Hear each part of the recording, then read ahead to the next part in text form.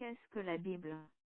Le mot « Bible » vient des termes grecs et latins qui signifient « livre », un nom bien choisi puisque la Bible est un livre qui s'adresse à tous les hommes de tous les temps.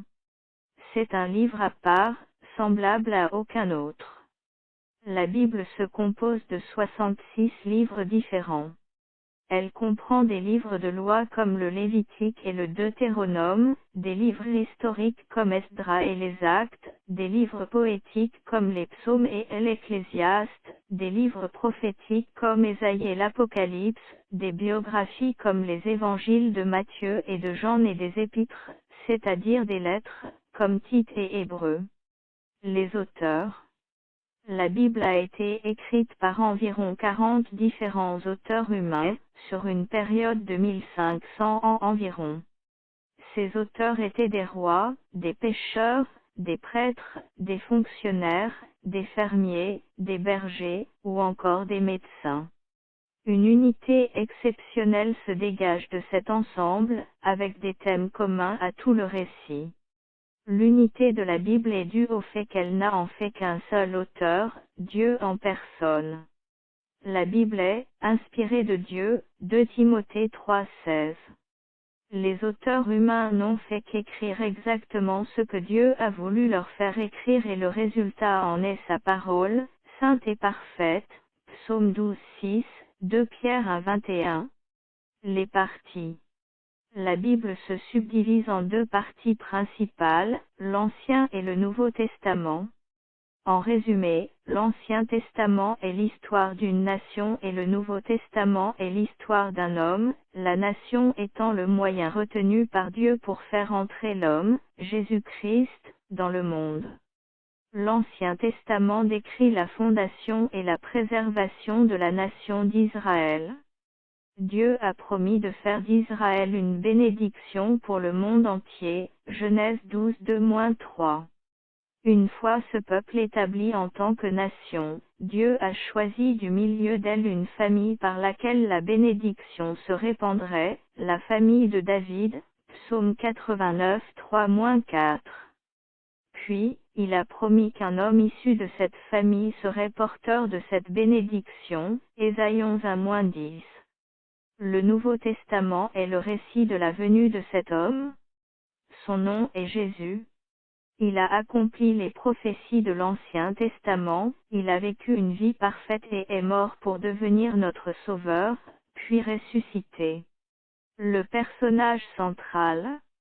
Jésus est le personnage central de la Bible, tout le livre parle de lui. L'Ancien Testament annonce sa venue et dresse le cadre de son entrée dans le monde.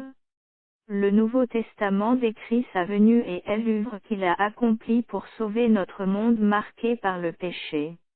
Jésus est bien qu'un personnage historique. Il est même plus qu'un simple homme, il est Dieu devenu chair et sa venue est l'événement le plus important de l'histoire du monde.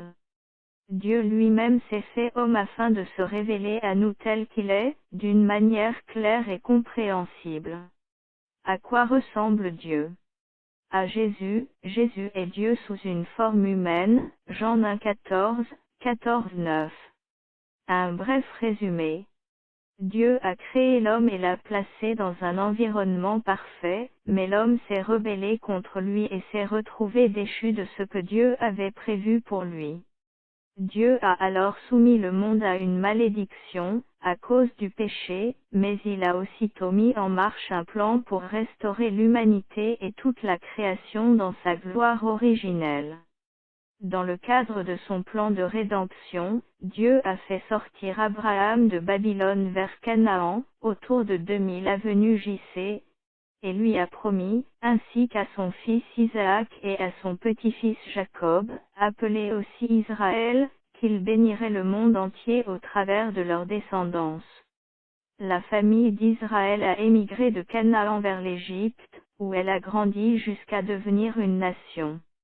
Vers 1400 avenue JC, Dieu a fait sortir d'Égypte les descendants d'Israël sous la direction de Moïse et leur a donné pour patrie la terre promise, Canaan.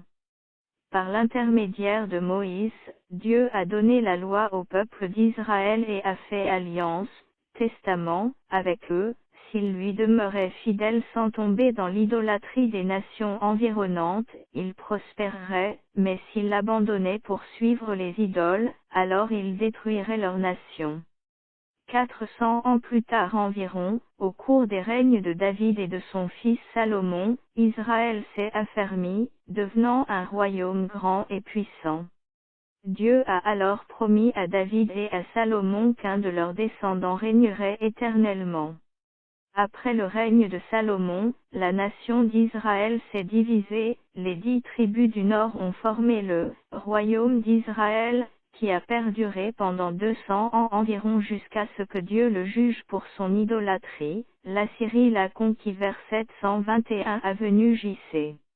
Les 2 tribus du sud ont formé le royaume de Juda, qui a perduré un peu plus longtemps, mais a aussi fini par se détourner de Dieu.